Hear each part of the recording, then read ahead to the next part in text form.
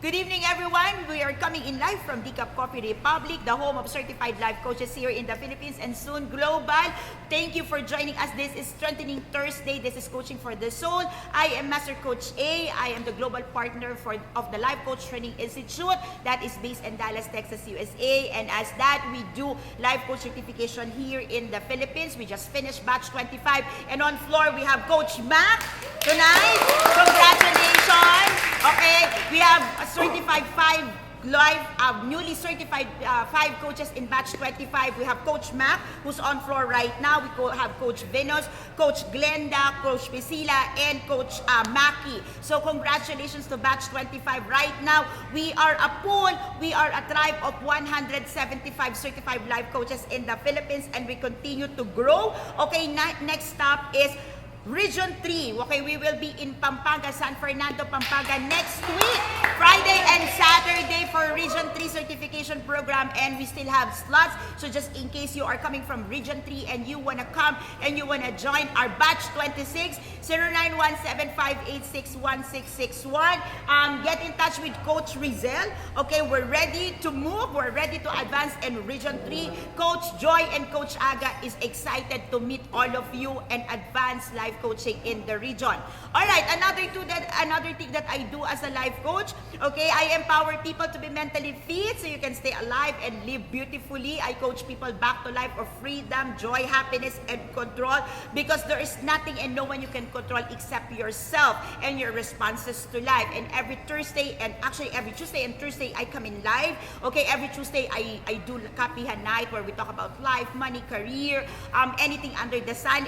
Those are the things that you don't want to talk about but you want to listen about. Okay, but every Thursday, Strengthening Thursday, Coaching for the Soul, I come in live and do coaching talks and coaching sessions for people who want to breathe in life of their soul, who want to breathe in something new, something beautiful, something that would recalibrate, refresh you. And for tonight, we're talking about core motivations. Okay, what motivates you? Okay, because if you get to understand what motivates you, you will be able to understand how to overcome challenges and do the work that you need to do. Many times the challenges, the misery, the troubles that you say, I am challenged, I am pissed off, or I am stuck, is simply because you lack motivations. And for tonight, I'm gonna take off from Coach John Andrew Williams. Okay, he's not the prince. Okay, Coach John Andrew Williams is one of the certified life coaches in the early days, and they have an institutions, okay, that really reaches to teenager. Okay, they bring life coaching to the children. And as I was going through, I was running through and really studying the model that he is presenting. I realized that if it works with the children, then it works with the adults. Tama ba? We're live, by the way, so I just want to welcome my on-floor guests. Magandang gabi. We have coaches, we have guests on floor. Okay, magandang gabi. We're live. Okay, we're live. Okay. Coaching for the Soul is a weekly event. Okay, weekly community nights event of Decaf Coffee Republic. Okay, every night, okay, there's a lot of things happening in Decaf. Okay, from Monday to Sunday, every night you can come here. Okay, and by the way, in case, okay, you are in a season of your life that you need help, you need inspiration, you need a professional who would journey with you, walk you through whatever challenges you have in life. By the way, life coaches does not work only with people with problems or with challenges. Sometimes everything is well, but you know that you can still level up, and we do the job, okay? We can partner with you so you can really reach your best potential in life. So, in case, okay, bakit si Coach Orville ay live at online lang ngayon at wala siya on floor? Coach Orville, we miss you.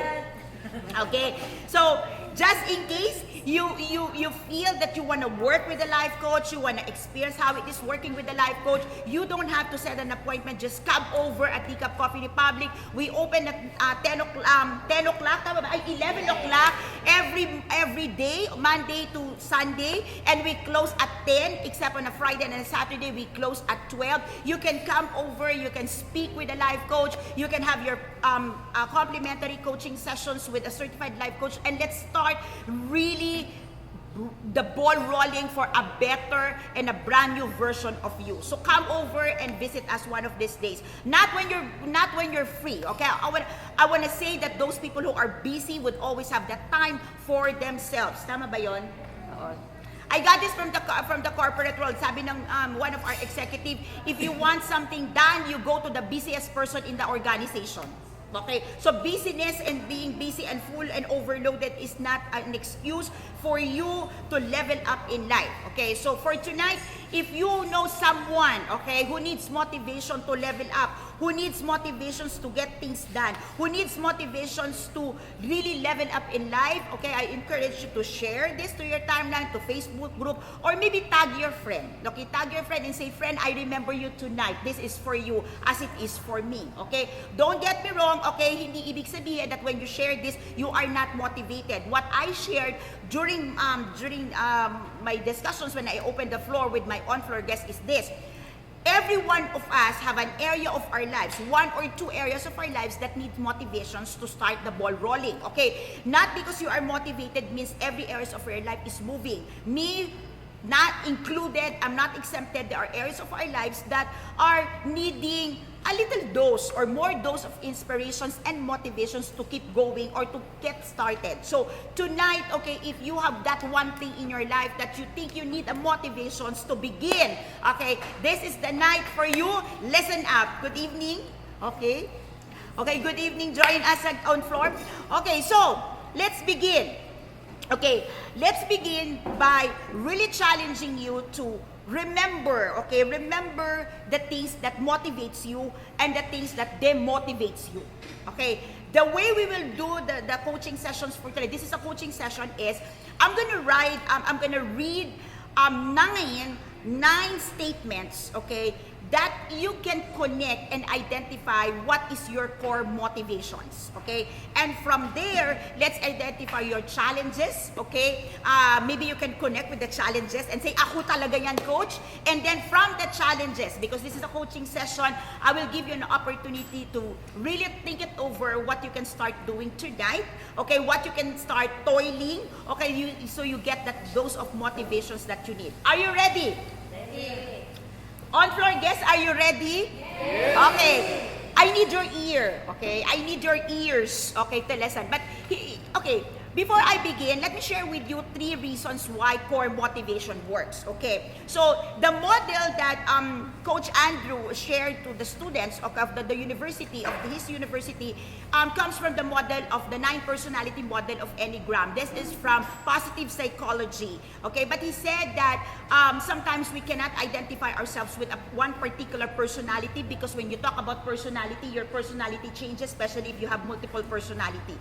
Correct, Coach Candy? Yes. Okay. So, we're not going to be talking about personality tonight, but I just want to recognize that the core motivation models or the core motivation types derives from the Enneagram model of personality. So, let me just acknowledge that. Okay. So, there are 3 reasons he shared why core motivation works. Okay. There are couple, but there are 3 that I'd like to share with you. Okay. Number 1, okay, why motivations, why understanding motivation type or core motivation will work and help you is this. Okay. When you understand what motivates you, okay, it truly increases your self-awareness. Self-awareness is a skill, okay? Okay, this is a skill that really, okay, according, okay, those psychologists who's working on emotional intelligence, they put a high value on self-awareness. Okay, they say that you cannot move, okay, you cannot make direct decisions in life unless otherwise you are really in a state of self-awareness. Okay, and core motivation is a tool that will cultivate healthy awareness of oneself.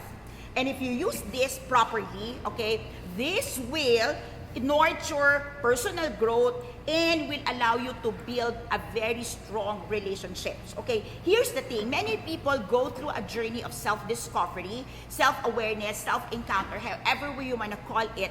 Unfortunately, many also encounter a moment where they tend to beat themselves, okay? In the process of self-discovery, they discover the ugly part of themselves, the not so good-looking part of themselves, and they beat themselves and they condemn themselves, okay? Remember that the process of self-discovery and being aware of yourself does not mean, or it is not intended for you to beat yourself, but really for you to develop what we call the emotional intelligence. Okay, emotional intelligence. It is supposed to be nurturing your emotional intelligence. Okay, and when you get to understand and know more of yourself, you're supposed to be able to start knowing and loving yourself in a healthy manner. Okay, so one of the primary benefits or one of the primary reasons why core motivation works is when you start understanding what motivates you, you get to be aware more of yourself. Okay, number 2. Another primary reasons why core motivation works is this. Okay, the same solution or one solution does not work for everyone. Okay, given the same problem, given the same scenario, given the same situation, okay, same solution will not work with different individuals. Hence, in coaching, we know this, okay, we don't give advice. What we do is we facilitate, okay? We throw in, we give powerful questions, okay, to steer, okay? To provoke, okay? We give thought-provoking questions to our clients, so to steer that, okay, inner core of you, your inner awareness of what is really going on, okay?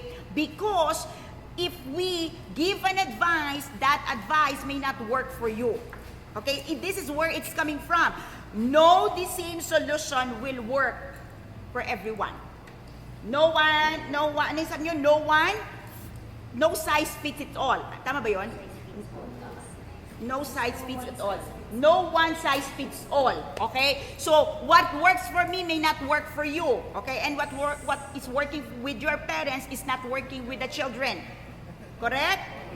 Okay. Next, okay, we understand that we are very unique, okay? And because of that, being aware of our motivation, okay, will allow us that some solutions, however beautiful it is presented to us, will not work because we are very unique, okay? Many times, okay, we encounter people na their way or no way. May kakilala ba kayong ganon? Sana hindi ikaw yon. Okay? My way or no way. My solution or no solution. Okay? Oh, di ba? So, my way and my way, that's all. Eh, di ba? So, kung hindi ito yan, walang ibang tama, ako lang yung tama. Okay? So, many times people would say, I told you so. Ito talaga yung dapat mong ginawa. Okay? Understanding your core motivations will help you understand that indeed, what works for one will not work for everyone. Okay, now, motivation, okay, on number 3, is like life. It's a cycle. It's a cycle. Okay, meaning, motivation waxes and wanes. Umiikot yan. Okay? Okay, ibig sabihin nun, at a certain point in time, you are motivated, and at a certain point in time, you don't have the motivation. So, umaangat, bumababa. Okay? So, when you understand, okay, what motivates you, you get a better grip of your motivation system. And when you get to understand your motivation system, then you will be able to respond better in life. Okay? So, again, this is not gonna be an exhaustive talk. This one, okay, tinuturo po ito, okay, ng Institute for 12 sessions. Okay? So, I'm just gonna scratch the surface and give you something to begin with. But if you are interested to move into your motivation system, you want to work on what motivates you and really be strengthened in life, please connect with Coach Rizal, okay? And we are gonna be very, very much willing to work with you and increase that motivation of you in your life so you can achieve more in life. Okay ba yan, coaches? Yes! Okay, so are you ready? Yes! Kaya? Let's begin. Okay. Ay, oo. Nagsisimula pa lang ako, coach. Okay, let's begin. Okay, I'm gonna read statements, okay? If the statement is not you, do not claim it. Okay ba? Let me repeat, I'm gonna read statements. Okay, if the statement is not for you, do not claim it. Remember, there are 9, okay? So, wag yung akin na to. Ganyan, okay? So, meron ako dapat 5 row cups. Okay. Let me read. Okay, first batch. Okay.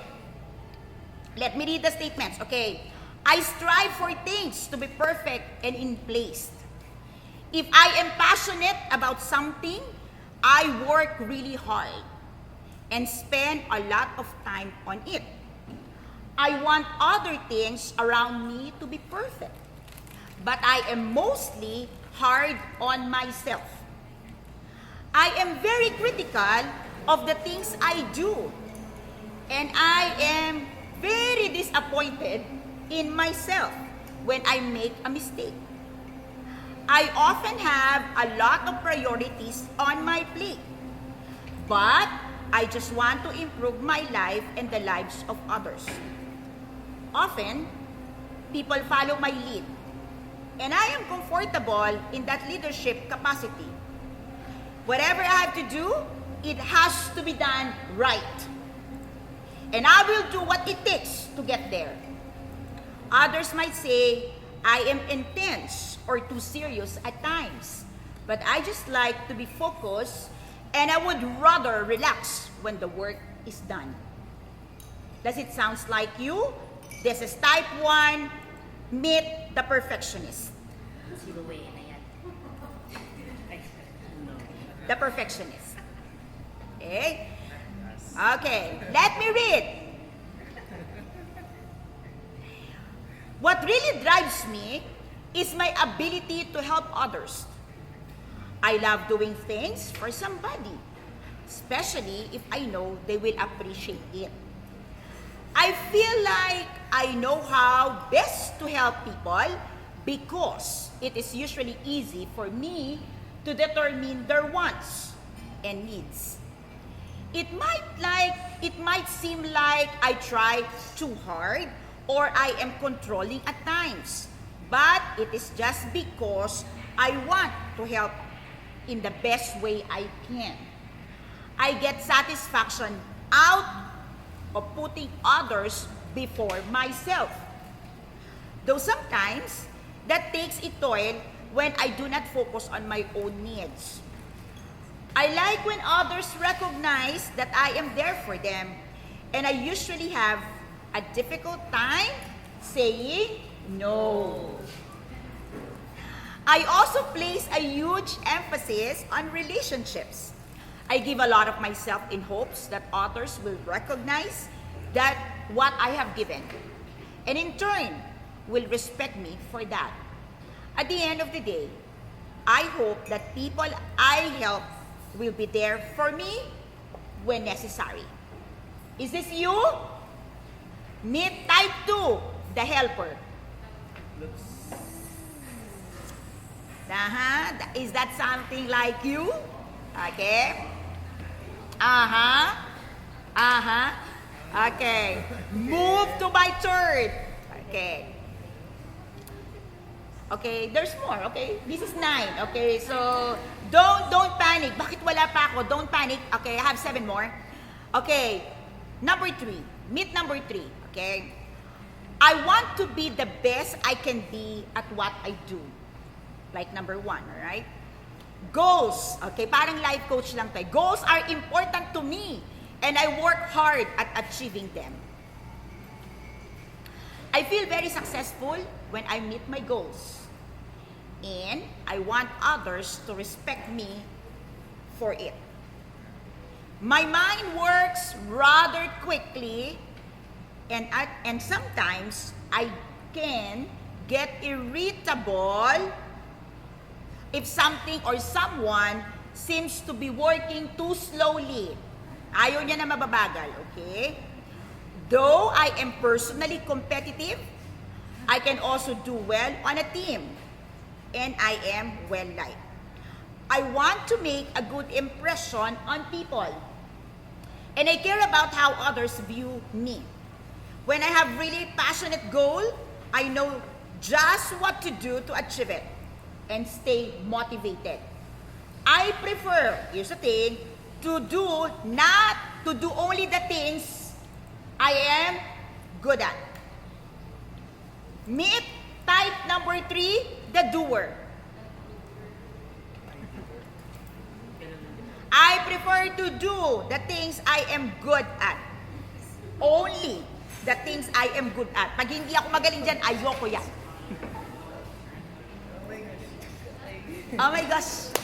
Okay, on number 4. I like to express my emotions. And I want others to understand me for who I am. Take me for who I am. I consider myself genuine and unique. I am constantly seeking more in terms of my life. And I try to evaluate and consider what is missing. I do not like to be misunderstood, and sometimes people might mistake me for being dramatic or caring too much. But really, I just want to express exactly how I feel. I like to get to know others on a deeper level and form real connections. I am passionate about feelings, and I want to accurately reveal myself to others. Is this you? Meet the artist. Uy, artist ako. Kaloy mo. Meet the artist.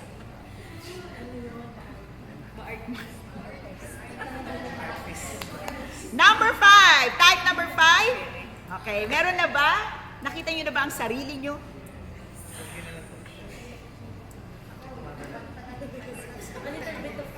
A little bit of everything. Sabi nga ni Coach Kay Zabala, parang ako lahat yung number, yung 9 na yan. Na-identify ko na dalawa. I love, okay, here's number 5. Okay, I love being the expert. Oh. Before I delve into something, I want to know as much as I can. Ito yung mga OZ. Give me all the informations I need. I do not like to be wrong or corrected. Which is why, if I do not know something, I would rather not say it. I am happy to argue my points for what I believe is right. But if the facts do not support my idea, I will reconsider my idea. Idea ulit niya. Bakit ba kayo nakikialam? I often thrive on alone time. And I like to think about my past experiences. I am pretty independent, and I do not want to have to rely or depend on someone else. I crave information and knowledge, and I'm not shy in a group meeting where I can speak up and say what I know and express what I want. Overall, I am a simple person, and my life is rather straightforward. Meet type number 5, the thinker. Wow! Maganda combination pa rin akin na rin. Akala ko ba selfish? Nag-judge. Hindi po, thinker po tayo, thinker. Antindi, di ba? Oh. Type number 6. This one is good. I like to be prepared for the worst. Sigurista. Meron eh. Often, I envision worst case scenario. So that I know just what to do in case they actually happen. May reason. Preparedness naman.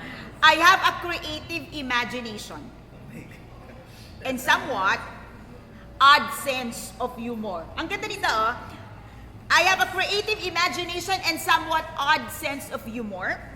I can be unsure of people in authority, especially if I do not trust them. Once I trust someone and have explored an idea, I will be very loyal. when it comes to new ideas, the first thing that usually comes to mind is what could go wrong. I would rather think it through before accepting it for face value. Analysis, paralysis. Hear this out. I am not much of a follower, especially when it comes to idea, because I can easily pick out why I disagree with it. Myth, type 6, the friend. Yes, friend siya. Ibig sabihin nun, friendship lang tayo, hindi ako magsasubmit sa'yo. Sabi yun, negative. Oh my God. Yung negative. What? Okay. Type 7, okay, tell you, okay, this is being used with children and it's working with children. So adults, it will work with also with us. This is a beautiful study. This is a beautiful research. This is a beautiful model. Okay, if you are interested to pursue and really dive into this, please come to Dika Coffee Republic. We will be very glad to help you walk through the 9 motivation, the 9 core motivations. On type 7, I like this. I enjoy life at the fast pace. Oh, sa mga nagmamadali po, para po ito sa inyo. I like to create many options for myself and the future plans. I keep many options open. I shy away from negative emotion and I hate feeling bored or trapped with my life. Parang kayo to if I am upset about something, I do not want to dwell with it. Sometimes I will get really excited over something rather quickly, but then eventually I will get bored with it and forget about it and drop it. Oftentimes, I will start things that do not quite, and oftentimes I will start things that do not quite get finished. At the same time, I am very optimistic. I believe life is a ride that is meant to be enjoyed. When I have several options that I can choose from, I will have a hard time deciding because I want them all.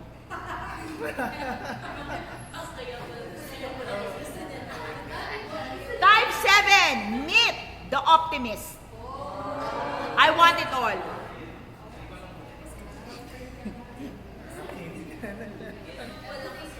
May reason kasi, wag tayong mag-react. Meet type 8. I hope by this time. Okay, you've got 2 more left. Okay, type 8. I like to be in control as much as possible. I am very blunt and honest because I want the things to be clear. It frustrates me when I feel like someone is conniving or unfair. Maayos tayo. Natakot ako, di ba? Okay. Tutulungan ako. Ganon. At times, I might seem controlling, but I just want to take charge and keep things going smoothly. I try to hide my weaknesses because I feel vulnerable when someone else knows what they are. Okay? That being said, I think we should still recognize our weaknesses and do something about it. I would rather get something done on my own than be told what to do. Huwag tayong makialam sa kanya, okay? Which is why I sometimes have a hard time following orders from authority. Sabay may tingin sa likod din. I will not always respect a person of authority up front. But when I do, I am much more willing to follow directions from them. Sumusunod naman pala. Type 8, the defender. The great defender. Are you enjoying this? Coach John Andrew Williams, thank you for the research. This is pretty good. Type 9 on my last, okay? I like things to be peaceful and happy. I tend to avoid conflict and confrontation. Sometimes, I cannot even recognize exactly what I want. So, I just go with the flow, especially in group settings. When I do know what I want, I might still agree with someone even if it goes against that. I might get angry at myself, but I do not like getting angry at other people. Or when people are angry at each other. I have a kind heart, and I know it can be taken advantage of. Alam niya, klaro. When I really need to know how to stand up for myself, okay, I am good at seeing multiple sides to a situation, both pros and cons. Meet type 9, the peacemaker. Sa kaka-peacemaker mo, magkaka mo ng pacemaker.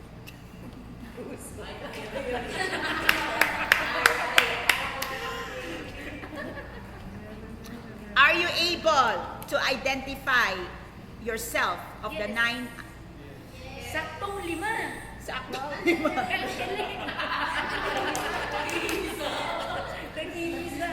Okay. Were you able to identify? Okay. So let's do some checking. Okay, if you were able to identify that. Okay? Ready? Ready? Okay, type 1. Okay, these are your challenges to personal growth. So, if you encounter and you can connect and identify with this challenge, then that confirms that this is your type. Ready? Yes. Okay. Number 1, the perfectionist. This is the personal challenges that you normally encounter. Being too hard on myself. Being too serious. Not taking time for myself for fun and pure enjoyment. Demanding perfection and not accepting every part of myself. Challenge mo ba yan? Yes. Helper. Doing so much for others that I forget to take care of myself and my own needs. Becoming too involved in relationships and therefore becoming demanding when I am not recognized. Meet the helper.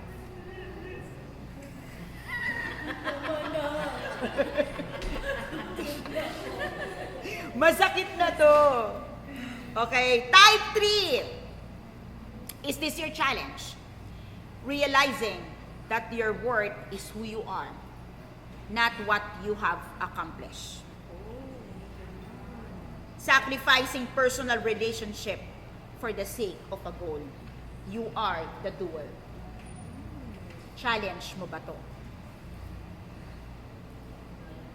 You know, the joy and the beauty of being on floor is seeing upfront, really and close and personal, the reactions of the people on floor. It's beautiful, trust me. I love this. Number 4, the artist. Tingnan natin, artist ba kayo? Yes. You're an artist, sabi niya, if this is your personal challenges. Over-identifying with emotion, especially sad emotion, without moving into action. Short drama ka ng drama. Drama ka ng drama, hindi ka naman yung mayaman. Ito'y nakakatawa. Gusto niyo to? Resisting change if... Eto, pakinggan nyo, maganda to. Magko-connect talaga sa inyo to. Resisting change if it is not dramatic. Guys, tara! Lista tayo! Gusto niya talaga drama. Feeling unworthy. Focusing too much on yourself. Struggle mo ba to? You are the artist. Kailangan ba drama talaga? Kung walang drama, ayoko. Drama is life. Drama is life. Tama. Ang galing mo. Pag masaya-saya, lagyan natin ng drama. Type 5, the think thinker? Ikaw ba to? Over-analyzing and being stubborn. Avoiding people or opportunities that seem to be overwhelming to you. Being very private, not moving into action. Are you the thinker?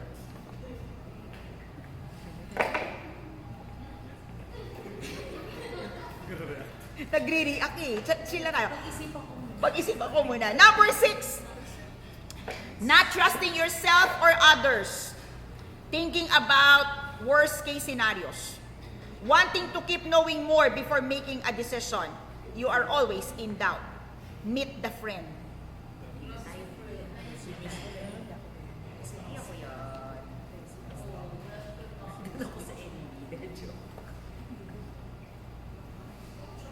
Bakit siya friend?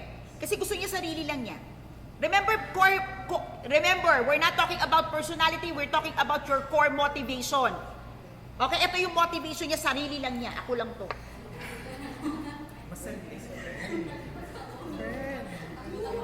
Friend siya. Hindi, again, we're not talking about personality type. While I recognize that this is coming from a personality type, I'm saying that this is your core motivation. The core motivation is being a friend. Somebody just, I'm there. Ako lang to eh. I'm motivated now to take actions because I don't trust other people. Let's do this. Ganun ang kaibigan. Nobody is doing it. I'm in doubt with other people, so I will do this. This is a motivation. The person will move. If you are a friend type, you will move. Okay, bakit ko po ini-explain to in details? Normally, I don't plan to explain it in details because I don't want to argue with you because this is already hurting. Okay, so I want to acknowledge the people who did the study. But here's the thing. The very reason this is called a friend, okay, because you're coming into a rescue type. Nobody is doing this. Nobody can be trusted. Okay, so let me do this. Friend nga. Friend. Okay. Let's move on number 7. Thinking, is this your personal challenge? Thinking that something they don't have will be better than what they have. The optimist. Avoiding pain and not meeting responsibilities. Being distracted from bigger goals. Bigger goals. The optimist. Remember, this is working towards motivation. This is a core motivation. Okay? Don't, okay? Don't misunderstand this as a personality. This is your motivation. This is your motivation type. Okay? Number 8, the defender. Okay? Being stubborn. Denying weaknesses and sensitivity. Fighting any attempt to be controlled. And trying to control others. Acting in ways that make success harder to accomplish. When this happens, you are motivated because the defender in you will come out.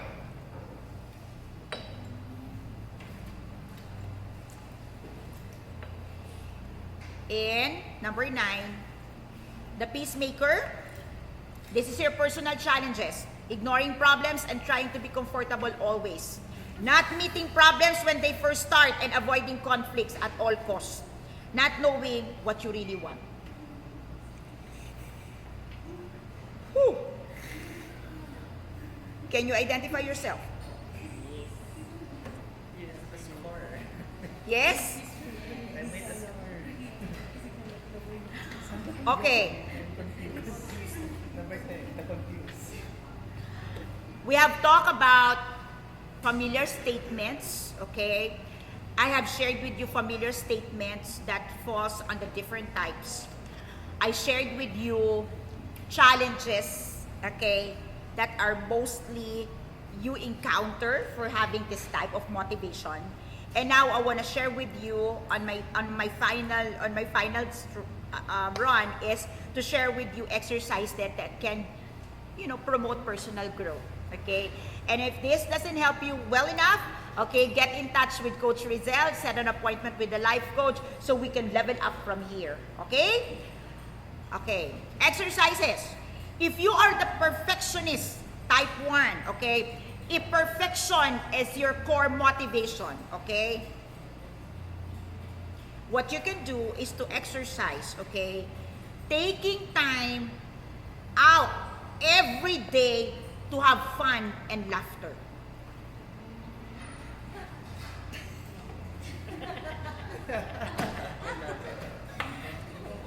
Okay?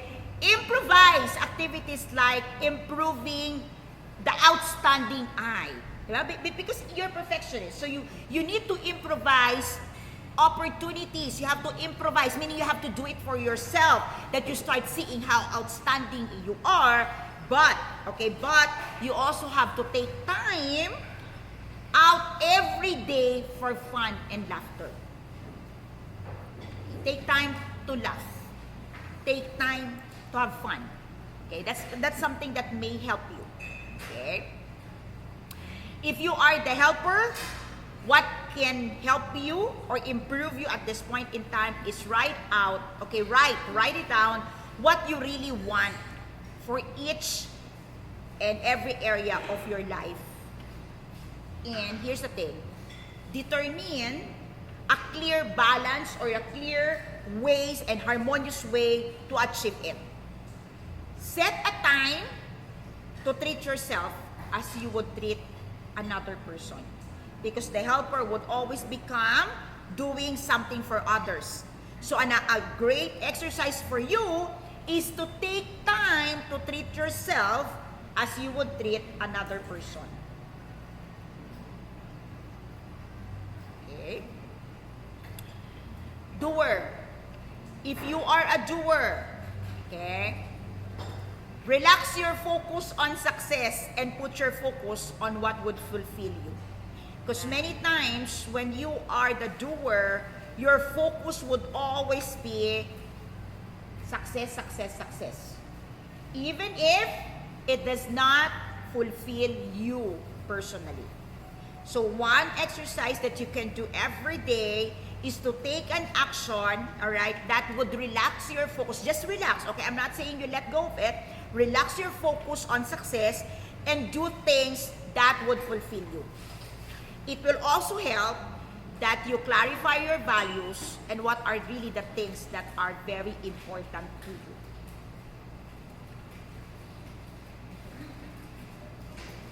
If you are type number 4, the artist, okay? Sino yung mga artist?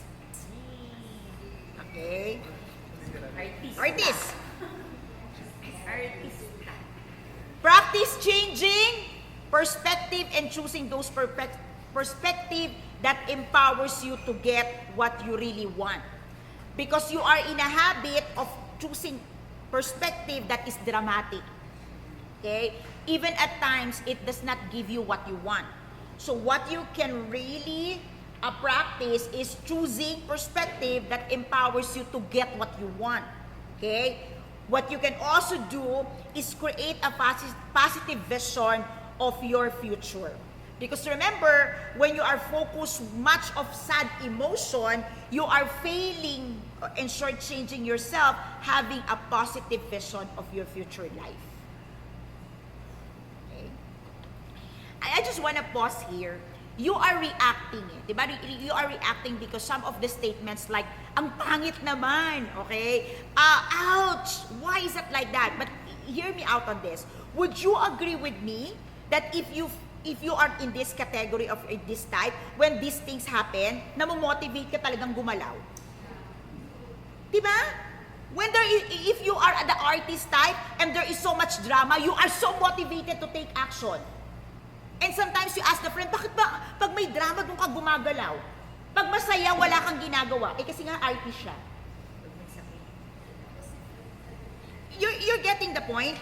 You have to understand because many times we judge other people. We say, why are you not motivated? Everything is happy. Everyone is happy and everything is happening the way we plan it. Wala ngang drama eh. Hindi siya motivated. Walang sakit. O may mga taong ganyan who loves pain. Kala nyo lang, wala. Yes! Huwag po tayong lumayo sa tribe namin. Maraming ganyan. Okay, the thinker. Okay. Motivated with overthinking and overanalyzing. O, di ba? Totoo naman. If there's so much, okay, sarili ko lang to. I'm motivated being alone and thinking everything that will possibly go wrong. And I avoid people. Bakit ba? Okay. The thinker, what normally is recommended or what are the options, what are the things that you can start doing is really meditation. Especially short meditation during the day to check in with your emotions. Okay? So you can start moving into action. You must act on what you decide. Because many times the challenge is you cannot decide, and if you get to decide, you are already too tired to take action. Kasi ang tagal mong nag-isip, naubos na yung energy mo, when it's time to take action, ubus ka na. But really, there are people who are motivated to take. Pag maraming isipin, let's do this. Let's keep thinking. You know people like that? Okay, and the friend? Okay, not trusting yourself or others. So here's the thing. If you are on this type, maybe you have to check. What are you fearful about? What are you fearful about? Identify perspective and choosing the positive ones to move on. Maybe it's time that you take positive affirmations from other people. Okay? Really. You cannot trust yourself, you cannot trust others. It's because there are things that you are so fearful about and you are yet to recognize them. It's something. Okay. 7, the optimist. What can help you is a daily practice of clarifying your mission statement. Okay? And taking small action steps to accomplish it. Okay? Exercise this like every day of your life. Really clarify your mission because you can be too optimistic that you are not taking actions.